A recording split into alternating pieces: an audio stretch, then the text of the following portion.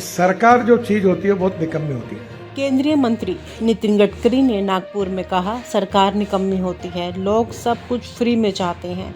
यह बयान सुनने में भले ही साधारण लगे, लेकिन इसके पीछे छिपी है एक कहानी। एक ऐसी कहानी जो सिर्फ सरकार और जनता तक सीमित नहीं है, बल्कि बीजेपी और आरएसएस के रिश्तों पर भी सवाल उठाती है।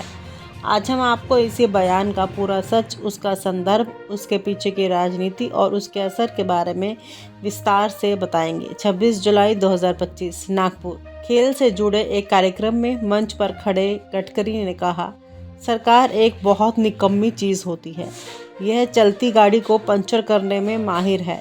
उन्होंने ये बात स्पोर्ट्स इंफ्रास्ट्रक्चर के विकास के संदर्भ में कही। गडकरी चाहते थे कि नागपुर में 300 स्टेडियम बनाए जाएं, लेकिन सरकारी प्रक्रियाओं में काम अटक गया। उन्होंने नगर निगम और एनआईटी जैसे सरकारी निकायों को अक्षम बताया। यह बयान जनता के बीच तेजी से वायरल हुआ, क्योंकि गडकरी ने वो कह दिया जो आम लोग सोचते हैं। गडकरी ने इस कार्यक्रम में केवल सरकारी सिस्टम की आलोचना नहीं की, बल्कि उन्होंने जनता की सोच पर सीधा सवाल उठाया। उन्होंने कहा, लोग सब कुछ फ्री में चाहते हैं। मैं राजनीति में हूँ, लेकिन मैं फोकट में कुछ नहीं देता। ये सीधा तंज था उन लोगों पर जो बिना मेहनत के सुविधाएं पाना चाहते हैं। गडकरी का मानना है कि मुफ्त योजनाओं की संस्कृति समाज को कमज़ोर करती है। उनका संदेश था कि हर सुविधा का एक मूल्य होना चाहिए, क्योंकि मेहनत के बिना कोई भी व्यवस्था लंबे समय तक नहीं टिक सकती। गडकरी ने इस दौरान दुबई का उदाहरण भी दिया। उन्होंने कहा कि दुबई में स्टेडियम निजी ऑपरेटरों के हाथों में होते हैं। वहां खिलाड़ी से प्रतिदिन 500 से 1000 रुपये की फीस ली जाती है, लेकिन सुविधाएं बेहतरीन होती हैं। उन्होंने साफ कहा, सरकारी मॉडल में भ्रष्टाचार और देरी और निकम्मापन होता है, निजी मॉडल ज़्यादा सफल होता है। इस बयान के जरिए गडकरी ने भारत के सरकारी सिस्टम पर भी सवाल उठाए। अब आते हैं उस हिस्से पर जिसने इस बयान को और भी ज़्यादा महत्वपूर्ण बना दिया। बीजेपी और आरएसएस के बीच हाल ही में तनाव के संकेत मिले हैं। आरएसएस भाजपा का वैचारिक संगठन है, लेकिन हाल ही के महीनों में दोनों के बीच मतभेद बढ़ते नजर आ रहे हैं।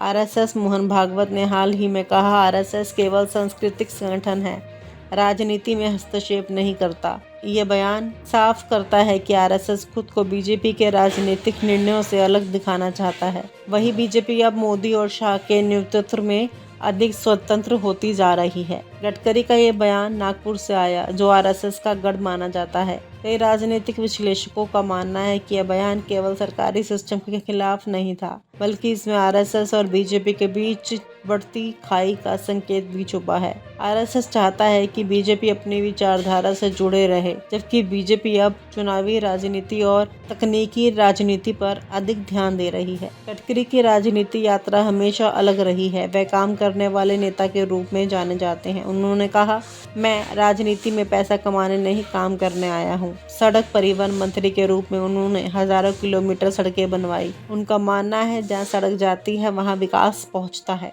ये उनकी सोच की सबसे बड़ी पहचान है। भ्रष्टाचार पर गडकरी का रुख हमेशा कड़ा रहा है। उन्होंने कहा, भ्रष्टाचार में कोई सरकार सफल नहीं हो सकती। उन्होंने यह भी कहा, पारदर्शिता और ईमानदारी ही असली राजनीति की पहचान है। उनका यह बयान उन नेताओं पर अप्रत्यक्ष कटाक्ष था जो सत्ता को दुरुपयोग करते हैं। गडकरी ने कई बार राजनीति की स्थायी प्रकृति पर भी बात की है। वे कहते हैं, सत्ता, संपत्ति और राजनीति अस्थायी है, स्थायी है तो सिर्फ विचार और ईमानदारी। उन्होंने यह भी कहा, मैं कभी प्रधानमंत्री बनने का सपना नहीं देखता, क्योंकि मुझे काम करना पसंद है, पद पाना नहीं। ये उनका बयान उन्हें बाकी नेताओं से अलग बनाता है। बीजेपी और आरएसएस के बीच वैचारिक टकराव नया नहीं है, लेकिन 2025 में ये और खुलकर सामने आ रहा है। आरएसएस चाहता है कि बीजेपी का नया अध्यक्ष विचारधारा से जुड़ा हो, जबकि बीजेपी अब केवल चुनावी जीत पर ध्यान दे रही है। गडकरी का बयान ऐसे समय पर आया जब पार्टी में नेतृत्व परिवर्तन की चर्चा तेज है।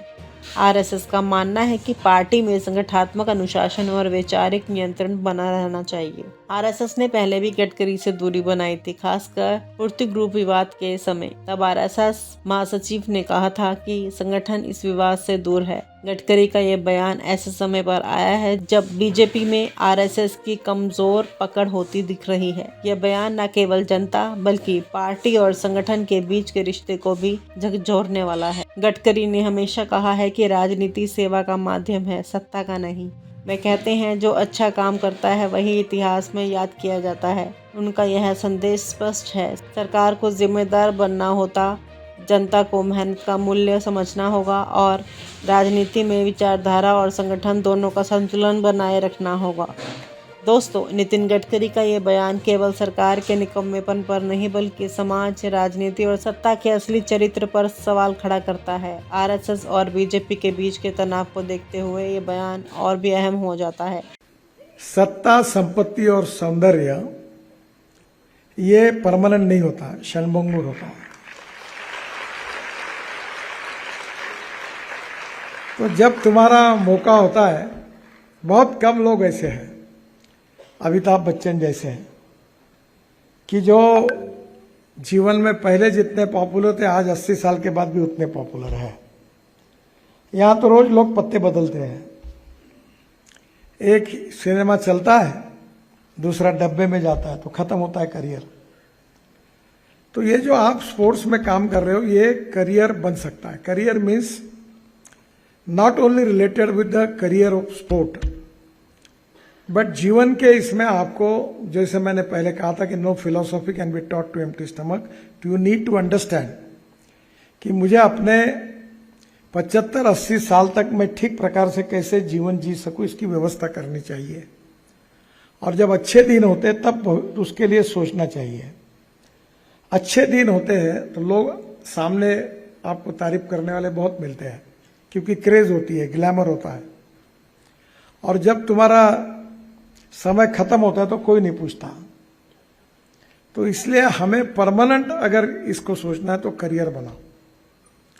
और करियर बनाने में मैं वैसे फाइनेंशियल कंसल्टेंट नहीं हूं, चार्टर अकाउंटेंट नहीं हूं, पर आज फाइनेंशियल एक्सपर्ट हूं। मैं 5-5 लाख करोड़ के काम बिन पैसे से करता हूं, तो मुझे पता है कि how to get it done. अब मैं नागपुर में, मेरी बहुत इच्छा है कि नागपुर में 300 स्टेडियम खेलने के बनाना है, पर मेरे 4 साल के अनुभव के बाद मेरे ध्यान में आया कि सरकार जो चीज होती है बहुत निकम्मी होती है। कारपोरेशन, एनआईटी, इनके भरोसे कोई काम नहीं होता। ये चलते गाड़ी को पंक्चर करने का एक्सपर्टाइज उनके पास होता है। तो फिर अब मैंने, एक व्यक्ति दुबई से आया और उसने मुझे कहा कि दुबई में मैं स्पोर्ट्स स्टेडियम चलाता हूं। तो मैंने बोला कैसे चलाते हैं? तो अब मैंने ये तय किया कि वो व्यक्ति जो है, हम टेंडर निकालेंगे, 15 साल के लिए जगह देंगे, लाइट हम लगा देंगे, पानी की व्यवस्था, कपड़े बदलने की व्यवस्था, गैलरी करा देंगे, फिर लॉन वो मेंटेन करेगा, और एरिया के हिसाब से जो भी स्पोर्ट होंगे, जो लड़के खेलने के लिए आएंगे उससे वो मिनिमम फी लेगा महीने की, 500 रुपए, 1000 रुपए। फुकट में कोई सिखाना नहीं चाहिए। मैं तो राजनीति में हूं, यहां तो फुकटों का बाजार होता है पूरा।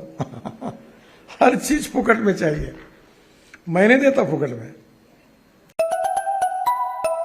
और आप हमसे जुड़े रहने के लिए सब्सक्राइब करें YouTube पर, फॉलो करें Twitter पर और लाइक करें Facebook पर। और ज्यादा जानकारी के लिए आपको टाइप करना होगा सिर्फ न्यूज़ नशा।